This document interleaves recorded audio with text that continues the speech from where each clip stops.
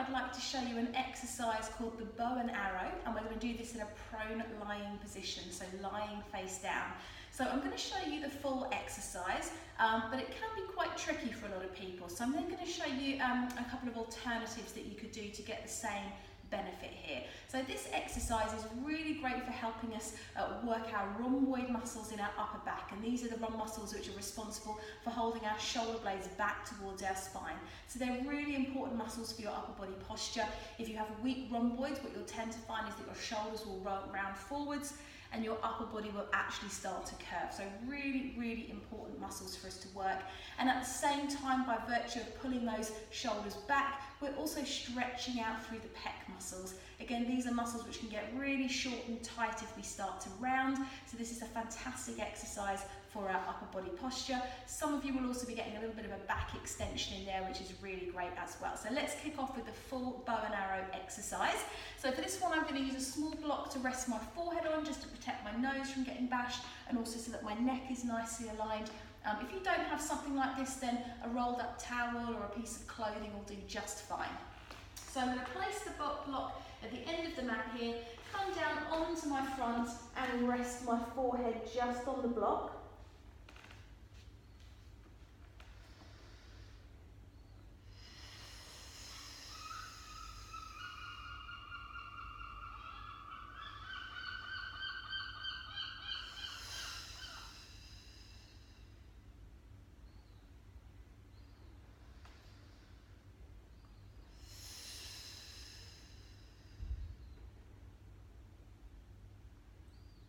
Back down again. Okay, so the pointers for this exercise are that you really want to be engaging your core as you exhale to lift the body and pull those arms back and extend. You want to try and relax your glute muscles.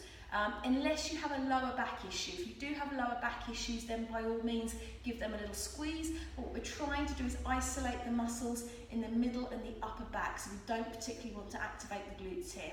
So as you exhale and lift, you want to pull those elbows back, pull the shoulder blades together and lengthen.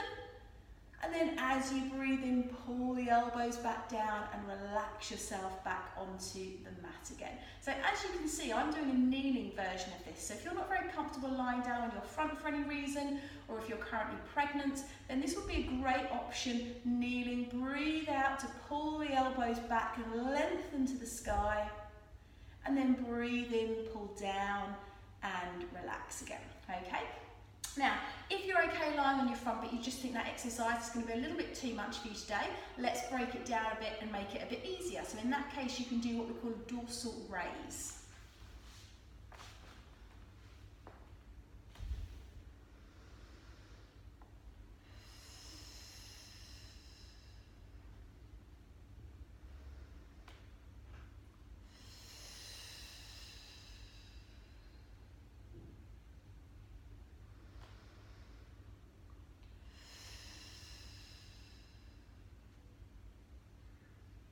Back down again. So by just taking out the extension of the arms, that's made it a lot less challenging for the upper body. You just need to exhale to raise the upper body, just extending the spine ever so slightly, and then inhaling to come back down. We don't do a lot of back extension in Pilates. It's considered to be a bit of a contraindication these days, but it did obviously exist in some of the original exercises that Joseph Pilates created. And I feel that as long as it's in a small extension and it's under control, it's good to move our spine in different directions. So that's just a small back extension there, same in the bow and arrow.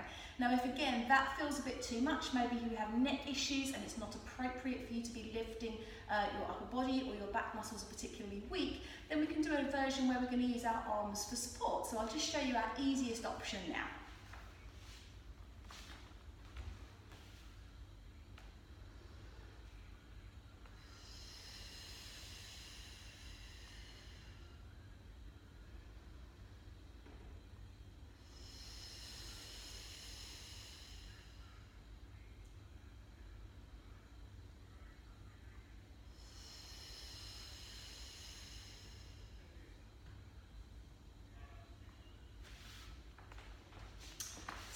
see from that exercise, you're resting into your forearms. You're taking some of the weight through your upper body. So it's really up to you how much weight you put through those forearms. All I would say is though that in order to get the benefit of the exercise, i.e. strengthening those rhomboid muscles, you don't want to be putting all your weight through your forearms, otherwise it's just going to become a big shoulder and bicep workout, okay? So I hope that's given you a couple of options there, three really great options that you can be working through nice and gently to get you to that bow and arrow eventually. Fantastic upper body postural exercise. Do let me know how you get on, and I'll see you in the next video.